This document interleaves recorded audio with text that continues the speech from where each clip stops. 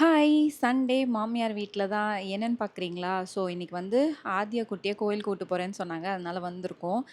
காலையில பிரேக்ஃபாஸ்ட்டே இங்க தான். நாங்க வரதுக்குள்ளயே அவங்க ரெடியா இருந்தாங்க. ஆதியாவும் கிளம்பி கூட்டு போயிட்டாங்க. இன்னைக்கு வந்து சத்து மாவு கஞ்சி தான் பிரேக்ஃபாஸ்ட்டுக்கு. அப்படியே ஒரு 2 முட்டையும் பாயில் பண்ணிட்டேன். ஸோ செம்ம ஹெல்தியான பிரேக்ஃபாஸ்ட். நெறைய பேர் சத்து மாவு கஞ்சி விக்கிறீங்களா? அப்படின்னு கேட்டிருந்தீங்க.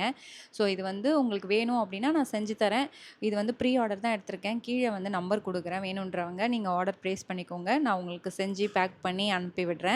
ஸோ கொஞ்சம் டைம் எடுக்கும். ஒரு 7 to 8 டேஸ் எடுக்கும். அது மட்டும் கொஞ்சம் பொறுத்துக்கிட்டிங்கன்னா நானே பண்ணி விட்டுருவேன். அவ்வளோதான். மத்தபடி வேற ஒண்ணும் இல்ல. யாருக்கெல்லாம் இந்த பழைய கிச்சன பார்க்கறதுக்கு ரொம்ப புடிச்சிருக்கு அப்படின்னு சொல்லுங்க. ஏன்னா எனக்கு ஒரு ஒரு ஹேப்பியா இருக்கு இங்க வந்து இந்த மாரிலாம் செஞ்சா. ஏன்னா ஒரு 6 வருஷமா இங்கேயே பண்ணிட்டு திடீர்னு புது கிச்சன்ல போய் பண்றதுக்கு ஒரு மாரி தான் இருந்தது. நம்ம சின்ராசும் வந்து எட்டி பார்த்துக்கிட்டே இருந்தாரு. ஃபர்ஸ்ட்டு அவருக்கு முட்டைய உடைச்சு குடுத்துட்டு, அதுக்கப்புறம் தான் நாங்களே சாப்பிட ஆரம்பிச்சோம். கொஞ்ச நேரம் நின்னு பேசிக்கிட்டே இருந்தேன். "என்னடா எப்படிடா இருக்க?" அப்படின்ட்டு குவான்னு கத்திக்கிட்டே இருந்தான். ஸோ ஹேப்பியா இருந்தது பார்க்கறதுக்கு. உங்களுக்கு இந்த கிச்சன பார்க்கறதுக்கு எப்படி இருக்கு? அப்படின்னு சொல்லி கமெண்ட்ல சொல்லுங்க. இந்த மாரி இன்னொரு வீடியோல பார்க்கலாம். அதுவரைக்கும் பாய்.